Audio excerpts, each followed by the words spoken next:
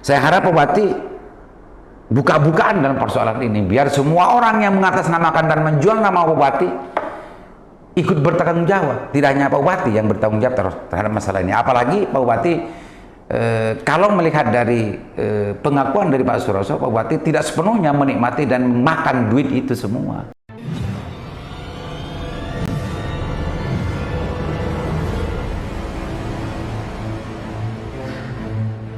Assalamualaikum warahmatullahi wabarakatuh. Kembali berjumpa dengan saya Leman Haris, acara Rasan Usik. Pemirsa, hari ini, kemarin, sampai hari ini terkait dengan urusan giat KPK di Kabupaten Bangkalan sudah rukyat gitu ya, dan Pak Bupati bersama 5 tersangka yang lain sudah resmi ditahan sesuai dengan rilis dan penjelasan yang sudah dilakukan oleh Ketua KPK Bang Firly tadi malam. Menarik pemirsa, cuplikan yang sempat dijelaskan oleh Ketua KPK, coba simak ini. Mengenai besaran Komandan P yang diberikan dan diterima tersangka Bupati Bangkalan, RA/LAI melalui orang kepercayaannya bervariasi sesuai dengan posisi jabatan yang diinginkan. Untuk dugaan besaran nilai Komandan P tersebut dipatok di antara berkisaran 50 juta sampai dengan 150 juta, yang teknis penyerahannya secara tunai melalui orang kepercayaan tersangka Bupati Bangkalan RA/LAI.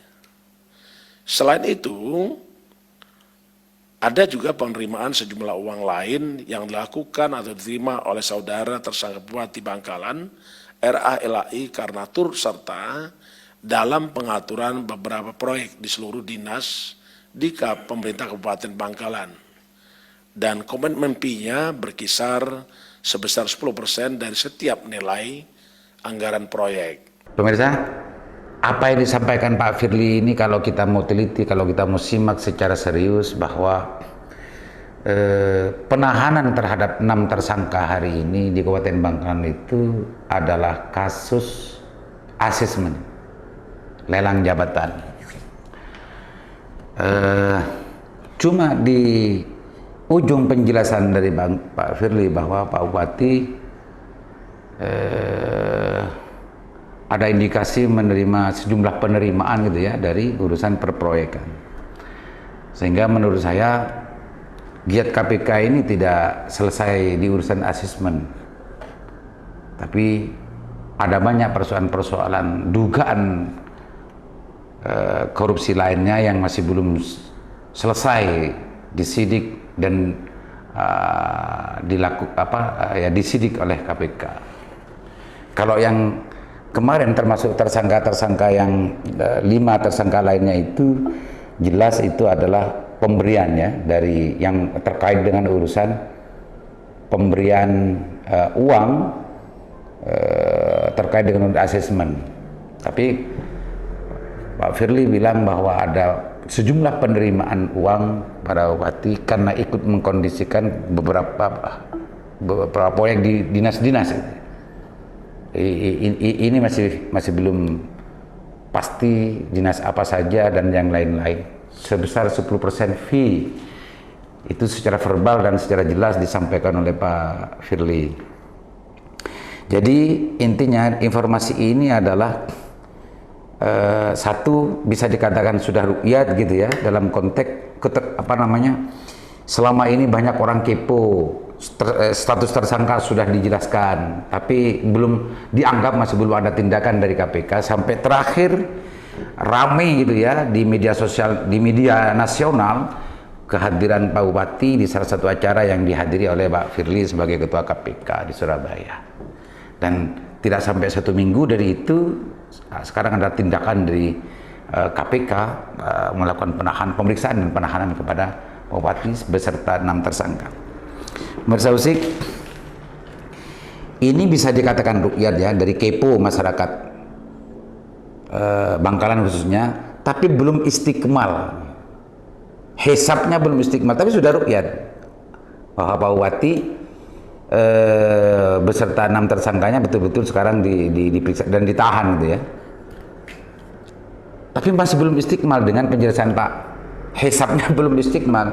Sebagaimana penjelasan dari Pak Firly bahwa ada masalah proyek gitu ya, fee proyek. Dan ini mungkin akan lebih luas lagi.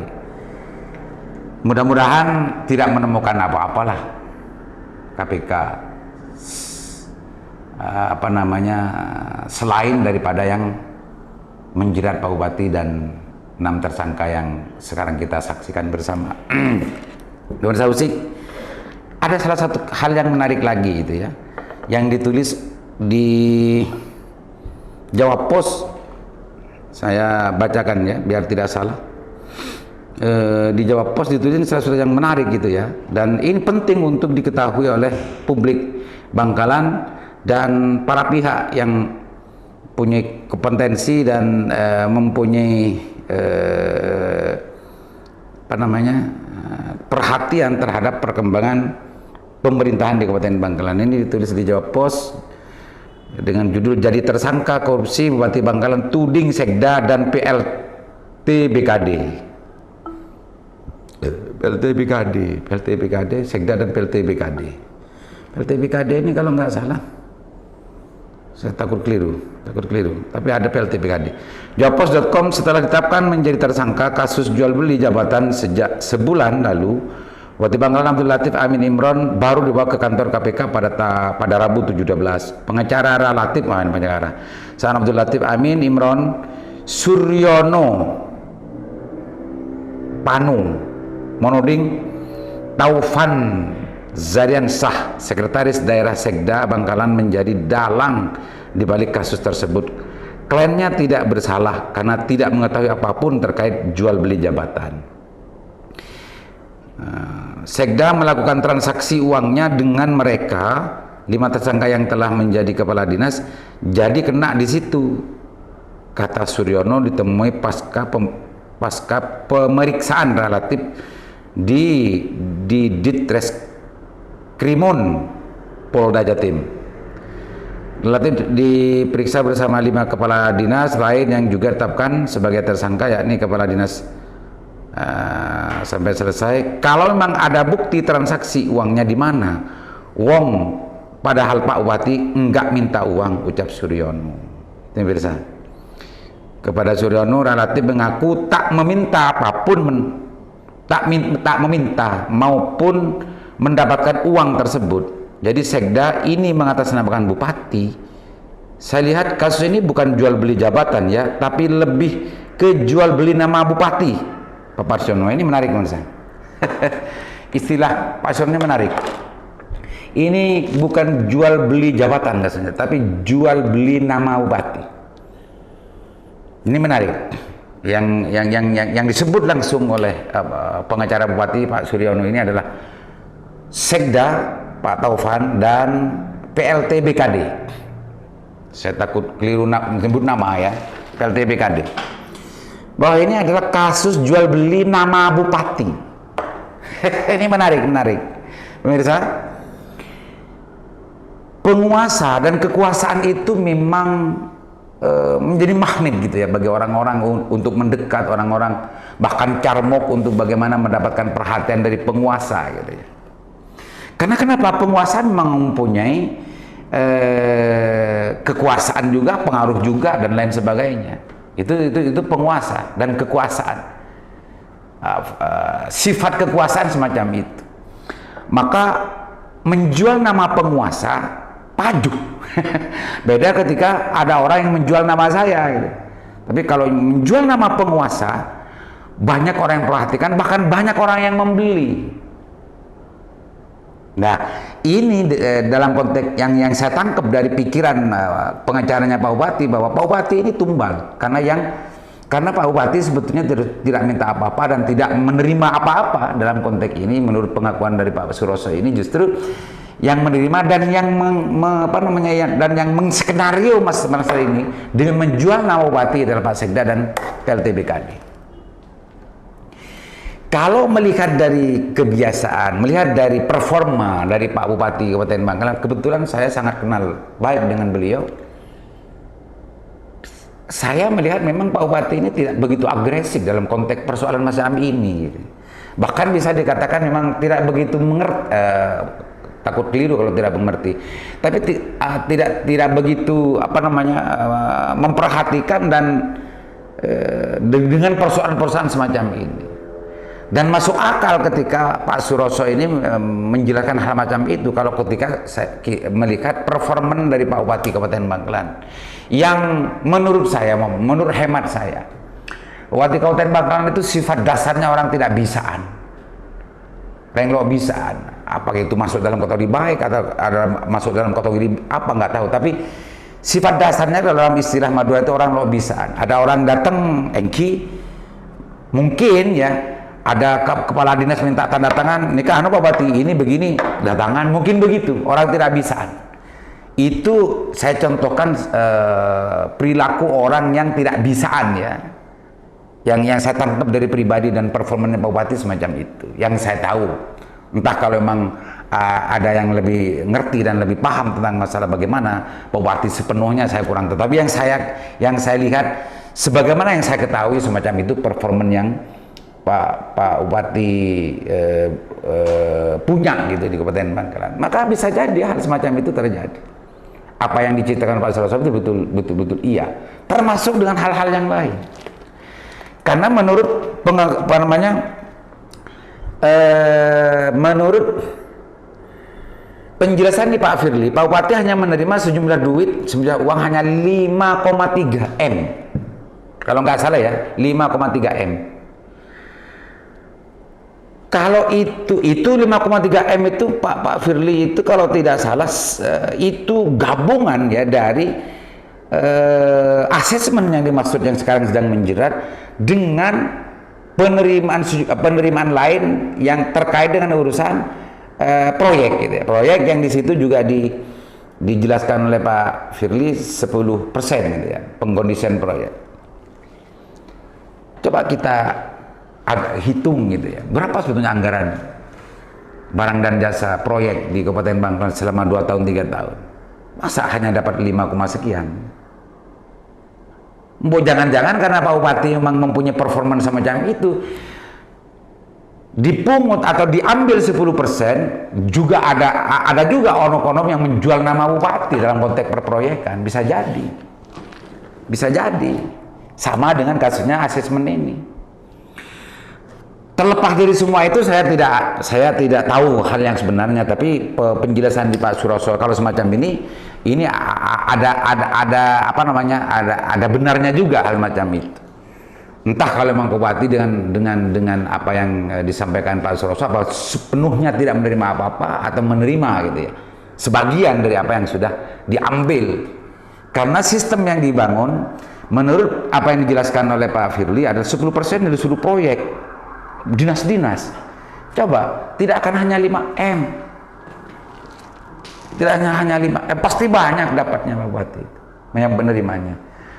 Lalu model dan modus menjual nama Bupati itu bisa saja tidak hanya dilakukan oleh Sekda dan PLT BKD, bisa saja dilakukan oleh kelompok-kelompok dan orang-orang lain mengatasnamakan Pak Bupati, ngambil fee 10%, dikasih 2%, bisa saja begitu. Bisa saja begitu gitu. Ini catatannya. Bisa saja seperti itu. Karena karakter dasar Bupati yang saya lihat, yang saya simpulkan, orang tidak bisaan. Orang tidak bisa. Nah, jadi 10% itu kalau kita hitung, misalnya dari 150 miliar, 10% itu berapa? Itu aja sudah berpuluh-puluh miliar. Tapi ini yang diduga dan juga dijelaskan oleh Pak Firly hanya 5,3 M. Jadi modus ini bisa saja terjadi. Ini menarik, ini menarik. Bisa saja terjadi. Banyak orang yang mengatasnamakan Bupati meminta duit, memalak duit, memeras duit kepada para pihak yang dianggap membutuhkan kekuasaan Pak Bupati. Bisa masuk akal itu, dan mudah-mudahan ini juga terbukti. Dan kalau memang itu benar adanya semacam itu, saya berharap Pak Bupati proaktif, Pak Bupati karena memang diakui atau tidak bupati memang harus bertanggung jawab dalam persoalan misalnya karena bupati yang menjadi bupati. Saya harap bupati buka-bukaan dalam persoalan ini, biar semua orang yang mengatasnamakan dan menjual nama bupati ikut bertanggung jawab. Tidak hanya Pak Bupati yang bertanggung jawab terhadap masalah ini. Apalagi Pak Bupati kalau melihat dari pengakuan dari Pak Suroso, Pak Bupati tidak sepenuhnya menikmati dan makan duit itu semua. Apalagi semacam itu. Pemirsa, ini hanya sekedar apa namanya usik gitu ya, sekedar usik. Kalau hanya Pak Bupati yang bertanggung jawab persoalan masalah ini, rasanya tidak adil dan kasihan juga Pak Bupati. Sudah namanya diperjualbelikan namanya, dan Pak Bupati sendiri tidak menikmati mungkin gitu ya, atau bagaimana dan bagaimana. Ya kasihan juga. Minimal dia juga harus bertanggung jawab, biar semua ini menjadi pembelajaran juga, menjadi ibroh bagi semua pejabat yang lain, bahwa pemungutan fee, jual beli jabatan dan yang lain-lain itu sebetulnya tidak benar dan tidak diperbolehkan, baik secara hukum normatif di Indonesia, apalagi hukum agama yang kita anut bersama di Kabupaten Bangkalan. Tapi selama tidak ada masalah, biasanya orang menganggap benar masalah ini. Selama tidak ada persoalan semacam ini, para pejabat itu sering menganggap persoalan ini dianggap sebuah prestasi dan dianggap sebuah kemampuan lebih dari seorang pejabat. Tapi setelah menghadapi persoalan semacam ini, biasanya banyak pejabat yang mulai menyadari bahwa persoalan itu adalah tidak benar dan dilarang oleh aturan perundang-undangan dan merugikan terhadap masyarakat. Pemirsa Usik, mudah-mudahan ini menarik gitu ya untuk ditelisik, menarik untuk disimak, menarik untuk dikembangkan, bahwa persoalan yang menjerat Bupati Bangkalan dan beserta yang lain hari ini terkait dengan giat KPK di Kabupaten Bangkalan sebetulnya rukyat sudah, tapi hisabnya belum istiqmal. Mudah-mudahan. Assalamualaikum warahmatullahi wabarakatuh.